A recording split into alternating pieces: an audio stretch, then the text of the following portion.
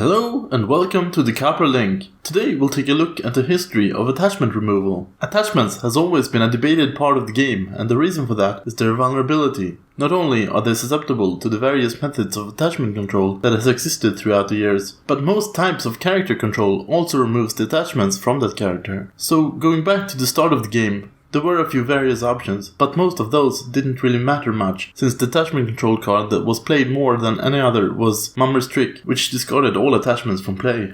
This was a card that was very prominent in the Swedish meta at the time, while it wasn't as prominent in various US metas, for example. There was, for example, a deck type featuring Khaldrogo, which used a lot of attachments to stand Khaldrogo, but that deck never worked in Sweden because of the prevalence of Mummer's Trick.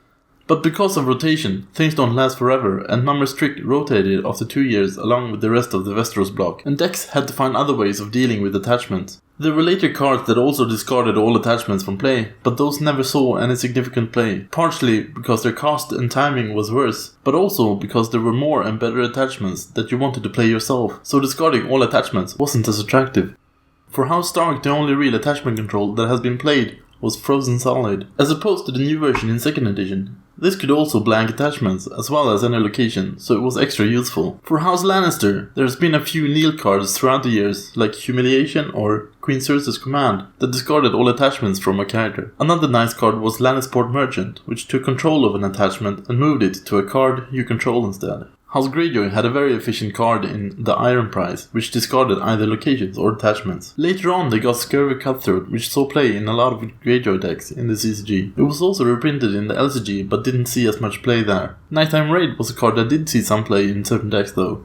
House Martell has had some very bad cards that targeted attachments. Hooked Spear could discard only weapon or item attachments, and only if you participated in the same challenge as someone with the attachment you wanted to discard. Ariana's Rejection is a candidate for one of the worst cards ever designed, so I'll just leave it here for you to ponder. Delicate Stomach at least had some uses, especially against Voltron type decks like Baratheon Joust. In 1st edition they did get Maester of Lemonwood, which wasn't a terrible card, which did see some play.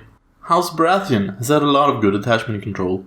Maester Crescent is a card that players of 2nd edition will recognize. Maester of Dragonstone was a similar card that could discard any attachment at an additional gold cost, but it did see a lot of play. Later on they got Acolyte of Ashai, which was a very good weenie. Meryn Heat was another good card that also provided attachment control.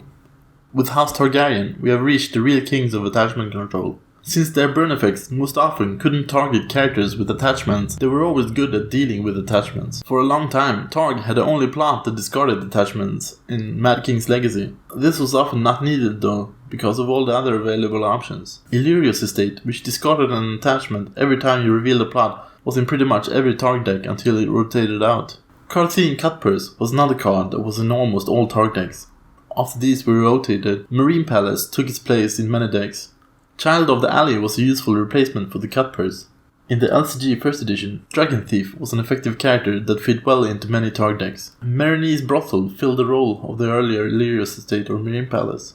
And Viserys Targaryen was another staple. Since some houses lacked good options for attachment control, they had to rely on the neutral alternatives instead. Grand Maester's Chain was an early alternative for those who wanted to play their own attachments and not discard them all from play with Mummer's Trick. After those cards rotated, the go-to neutral attachment control was Bastard. This card was especially good once Voltron Deck started appearing, that built a single character up using lots of attachments. When Others plots were introduced, you had an excuse to run plot-based attachment control because you needed enough Others plots in your used pile. Whose Name May Not Be Spoken was a common opening plot in those plot decks, so its usefulness was a little limited, but any setup attachments were usually hit with it. Sacrifice to the Others was another staple in those plot decks.